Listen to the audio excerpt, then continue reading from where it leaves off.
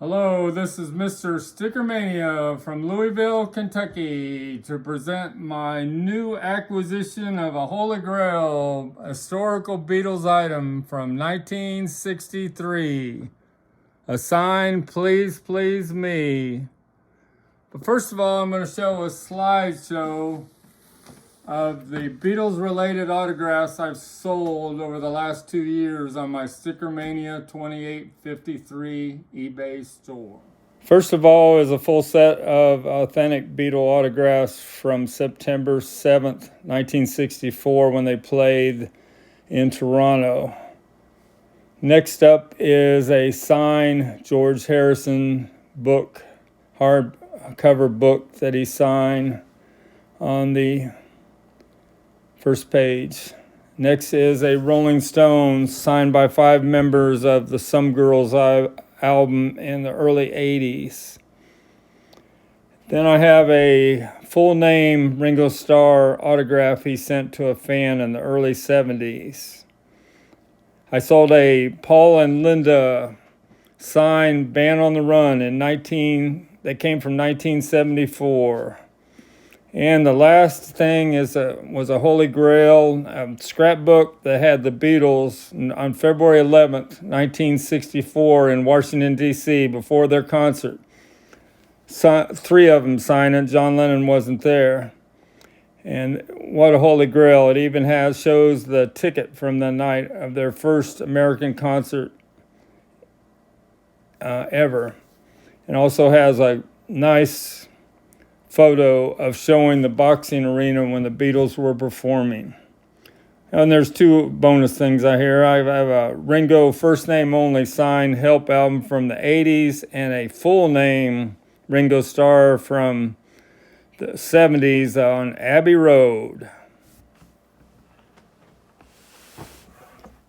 I'm back to explain the 60th anniversary of the signing of this Please Please Me record that took place on January 24th, 1963 in the afternoon at their manager's Brian Epstein's central location record store on Whitechapel Road in Liverpool, which was only 1.5 blocks from the Cavern Club. The Beatles performed an acoustic set, which you can see right here, of a few songs from the bottom of the staircase of the ground floor of the record store. This Beatles signed approximately 10 copies of their new single that was released only a few weeks before. Only 4 signed authentic records have surfaced over the years. This signed single had 3 owners in Liverpool until 2010 when a Beatles collector in North America purchased it.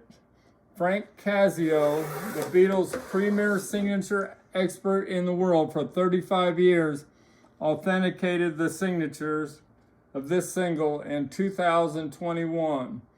The story goes that George signed first in the middle on both sides, and then Ringo signed the A side, Paul signed the A side, and because there was no room left, John Lennon signed the B side.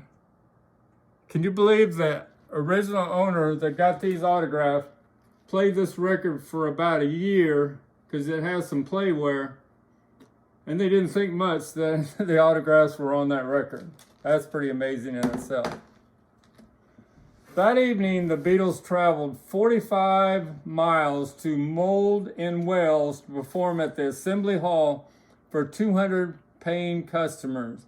The Beatles were only paid £50. Their normal fee at the time was £700, but this booking was made in October 1962. The Beatles wanted to cancel the show. There was that was a bad winter in England. Lots of snow, cold weather, sub-0 degrees. But their manager, Brian Epstein, insisted they honor the contract. Please Please Me was one of the most important singles in their career. Love Me Do, the first song, only went to number 17 on the record charts, helped out by Brian Epstein, their manager, buying 10,000 copies to make sure the single charted. Please Please Me was released, such a powerful song. It went up the charts on its own. It was released on January 12th and made it to number 1 on February 23rd. So this song was not number 1 when it was signed. This was signed a month before it was a number 1 song. The music world may never heard She Loves You and I Want to Hold Your Hand if this song wasn't such a huge hit. But on January 19th, the Beatles did their first national TV appearance in England on Thank Your Lucky Stars. And then on February 12th, the Beatles started their first big tour in the United Kingdom.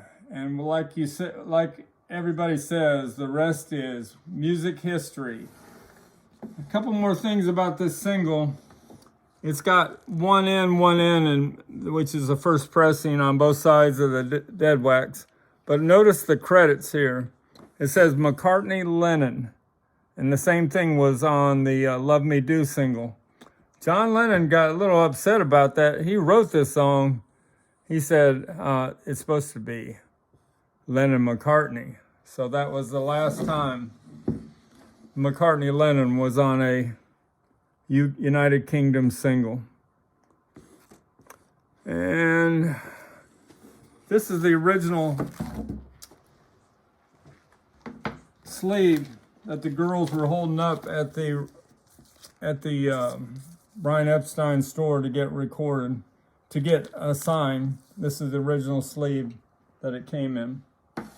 And one other thing, these Frank Casio's certificate of authenticity are impossible to come by now because he's pretty much retired. But this is the original, and that's his original signature on it. And he tells the exact day, January 24th, 1963, when this record was signed.